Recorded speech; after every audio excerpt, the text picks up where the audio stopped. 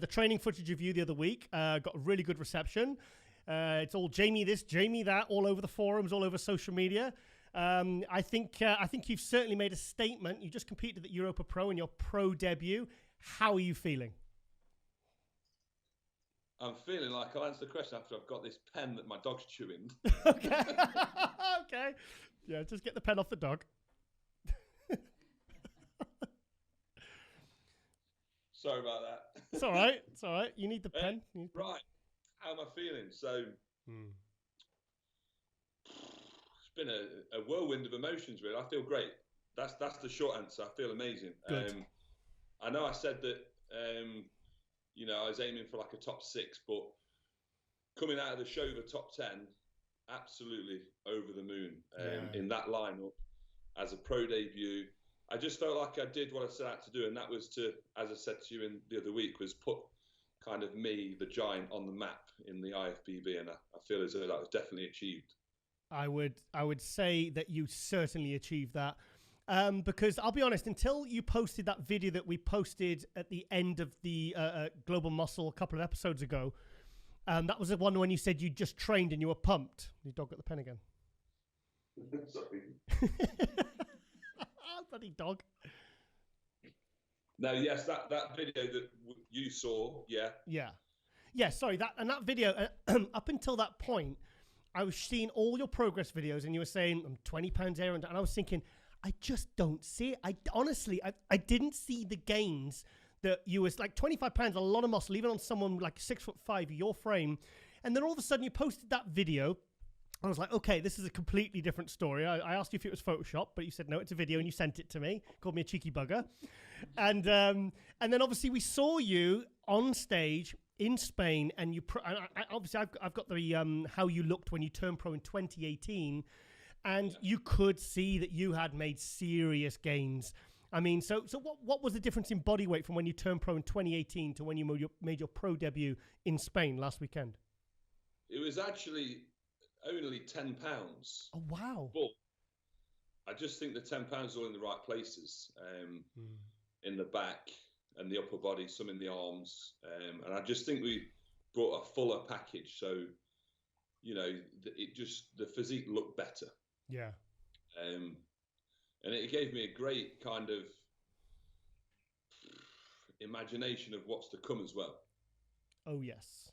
I think that was the big takeaway for most people. It's like, wow, this guy's like 6'5", he's carrying a decent amount of muscle, but give him a year or two, this is going to be something like extra crazy. Yeah.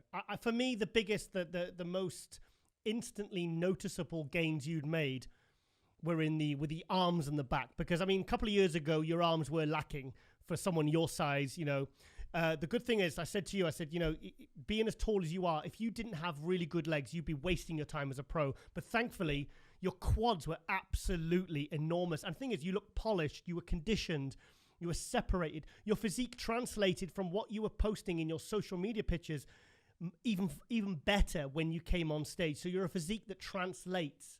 And I think we're so used to seeing the opposite, I said this to you, Giles, didn't I, when we met the other week, that I will need to stand next to other people for people to realise how big I am. Yeah.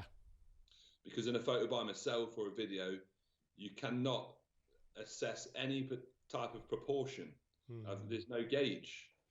And I think that was another thing. Like, I got so many messages from people saying, I knew you was big, but... Holy shit. Yeah.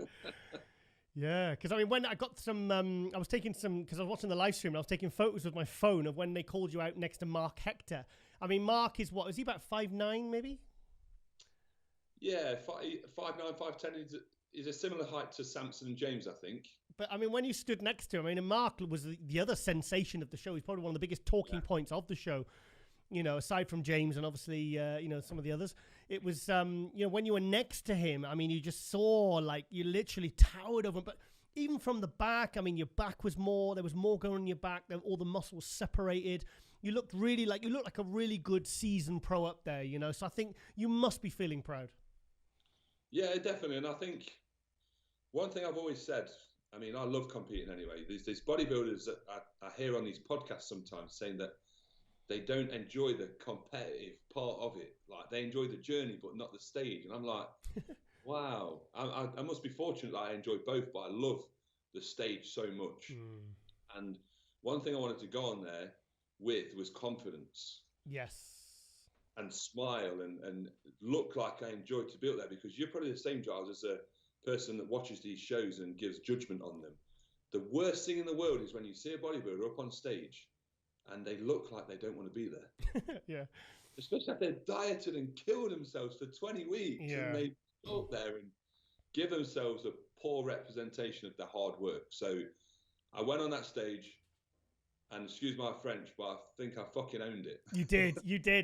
I mean, I was watching, I was here actually in the studio. I was watching the live stream, and I was here with my lady, and she was saying, like, she your posing routine was one of the ones that she remembered most, because you were so, like, you just came out, you looked confident, you looked like you were enjoying yourself.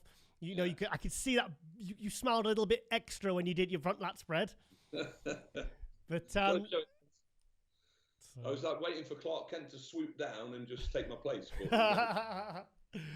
But yeah, so what was it like? I mean, you know, competing against, you know, like the Rafael Brandeos, the James Hollinshead. What was it like overall as an experience, even with like all the COVID restrictions? What was it like over there? It was fantastic, Giles. I mean, and if you have ever been or not had chance yet to go to Alicante, I would definitely say go, because it's a lovely town. Yeah. They don't speak a word of English, but it's a lovely place.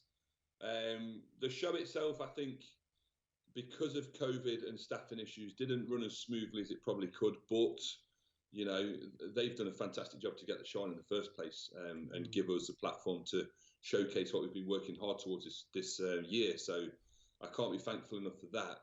In terms of standing next to the other pros backstage, this was the worry, the unknown territory, that am I going to feel small? Am I going to feel out of place? Am I going to feel out of my depth? Just felt at home. I felt like I didn't lack size, which for me, as a taller bodybuilder, always chasing more mass. Yeah. Probably the first time I've ever felt like that, which is weird because it's my pro debut with pros that have been to the Olympia. Surely, if there's any ever time to feel small, it'd be then. But I didn't. So I took great confidence from that fact as well. Spoke to Rafa, spoke to Regan backstage. Obviously, I spoke with James. One thing I would have liked from the show that I didn't get, and that will only come with time, is being compared to those guys in the first call out. Okay. Because I think if I'd have been compared to them and at least had a chance to stood next to them, then it would be even more clear that I belong in that kind of first call out in terms of size and what I'm bringing in with condition, because I definitely don't feel as though I was undersized against James, Regan, Rafa. Lucas is one of those where he's quite squat, so he's very thick. Yeah. I don't obviously have as much thickness, but in most of the shots, I knew I could have held my own with the top six, 100%.